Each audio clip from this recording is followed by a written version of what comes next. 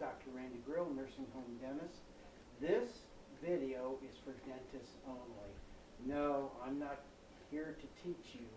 I'm here to encourage you to join an incredible opportunity to see those in long-term nursing care, but there are pitfalls, there are traps. There's several things that I highly recommend you do if you pursue this avenue of patient care, especially as the economy gets tougher and you need more things to do. Treat it as seriously as you would doing crown and bridge and going to Pankey, or doing implants and getting involved in that. Just don't dabble in this, or you are at real risk, because your patients are. First of all, there's the Academy, or the American Society of Geriatric Dentists. Is a part of special needs dentistry in Chicago. They send out a bi-monthly newsletter, or actually a magazine that's very good. The yearly meetings allow you to be in contact with a lot of people. It's a very good place to start, especially for information and different things like that. Also, there's a book, Oral Health for Older Adults, at homesteadschools.com. That's where you'll learn about McLaren's. If you don't use McLaren's in your treatment of nursing home people, you jeopardize, you risk them. Also, there's two really good books. The American Academy of Oral Medicine. It is the oral health in geriatric patients, and another one is medically complex dental patients. These three books, the Homestead School, this, and that, are critically important. One of the, excuse me for reaching out, one of these, just as an example, is I always use SOAP, which you're all aware of, subjective, objective, assessment, and plan. I always soap my records. I wouldn't treat a patient without soaping my records. I've been doing that for years. But if you don't use, either somewhere in your thought process or on your records, OSCAR, which is treatment planning for the geriatric patient, it's oral, systemic, capability, autonomy, and reality. And in reality, one of the categories is you need to know the significance and anticipated lifespan. If you do not know and have studied the lifespan once a person hits a nursing home, it's 1.3 years. In my practice in Oklahoma, it's longer than that, but there are reasons of that. And there on other videos, getting a second opinion that I've got, or I think McLaren's, the McLaren's, it talks a little bit about it. Those are not for you. You have to study it yourself. I just did a layman's version, quick, down and dirty, so they could get an idea of what goes on in my thought process when I'm treatment planning for that. If you aren't willing to treat DNR patients, do not resuscitate. In other words, the treatments that you do, I wouldn't dare do a surgical extraction or numb a person up with a block with a DNR.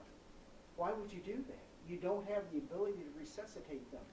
And it takes a lot of our tools away. 911 is not a capability if they're DNR. 90% of my patients are DNR, and McLaren's 3 and 4, and if the American Society of Anesthesiology physical status, the ASAPS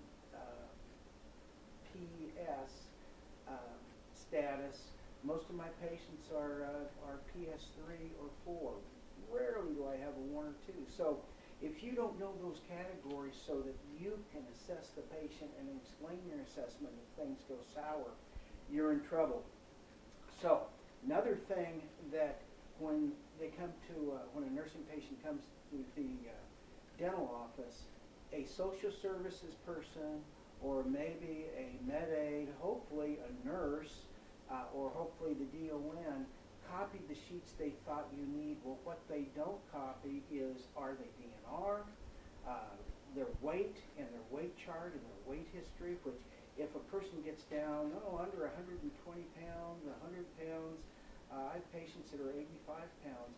Can you imagine with a limited opening what you do if you force them open. People with COPD, if have labored breathing, you can stroke them out.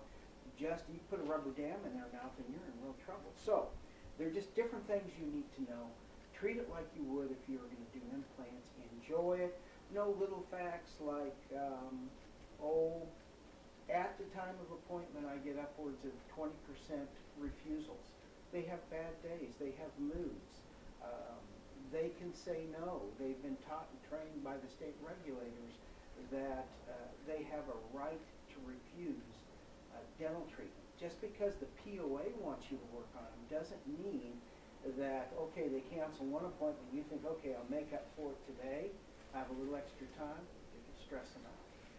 You know, and when they get stressed out, and they can pick up on your emotions as a practitioner if you're not relaxed.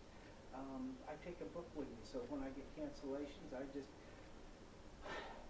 relax, wait to see another patient or go to another facility, and that's my day. It's easy for me at 61 to do that. One of my biggest raise I got was when my kids finished college. So I drive an older truck now. It's no big deal. I'm not under the pressures of having a high overhead. So I can sustain those refusals and not get too upset. Make sure you go to the facility, you go through their record. It's a gold mine of information on knowing your patient, doctor. Know your patient, that's the key things. I have picked up information accidentally from medics, from the person that does oral hygiene. Oh yeah, they refuse every night. They get tired, they want to watch Vanna White, all kinds of things like that. And I'm going to do a complex treatment on somebody that refuses to brush every night, so you need to see those records too. There are all kinds of time bombs in nursing homes, but it's one of the most rewarding things I've ever done. If you have any questions, I'm in the phone book, call me. I would love to help another person get started. This is a wonderful way to do things, but let's be safe. Know your Oscar, your McLarens, your ASA, all the different acronyms that help you are the DNR, study how long people stay in nursing homes, and there's much, much more. You've got to know med interactions, like when Plavix and Coumadin are on board together, what's going to happen if you take them off of Coumadin for an extraction, you're open for lawsuits, it goes on and on. But be safe, enjoy, and I'll talk to you soon. Thank you. This is Dr. Randy Grill, Nursing Home Dentist.